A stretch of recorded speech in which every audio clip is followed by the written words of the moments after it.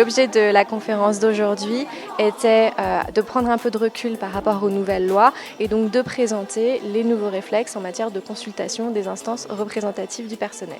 Moi, je suis intervenue principalement sur les délais de consultation des instances, puisque maintenant, avec un certain recul sur les lois qui sont intervenues récemment et qui avaient pour objet de mettre des bornes au-delà desquelles l'employeur pouvait interpréter le silence des instances comme étant un refus d'avis, donc un avis négatif.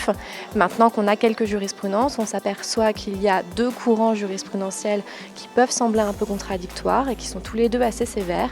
Le premier qui est assez sévère à l'égard du comité d'entreprise, puisqu'il revient à considérer qu'on est vraiment sur des délais préfixes. La deuxième courant jurisprudentiel, c'est effectivement assez sévère à l'égard de l'employeur, puisqu'on considère maintenant que si les informations qui sont données au comité d'entreprise lors de la première remise de documents sont insuffisantes, le délai n'a pas commencé à courir.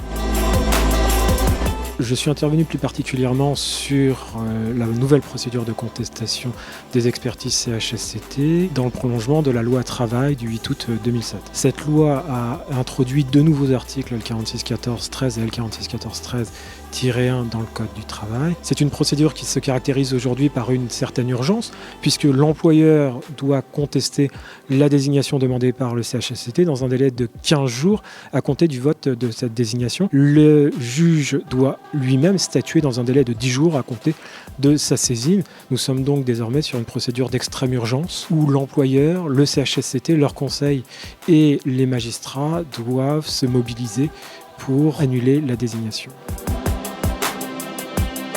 La loi Rebsamen avait pour objet de rationaliser avec une articulation CCE-CE redéfinie. On a examiné ces trois consultations. Donc la première, les orientations stratégiques pour rappeler cette nouvelle jurisprudence qui vous explique donc que la consultation intervient au niveau du CCE avec néanmoins des pouvoirs étendus de l'expert qui peuvent aller jusqu'au niveau du groupe.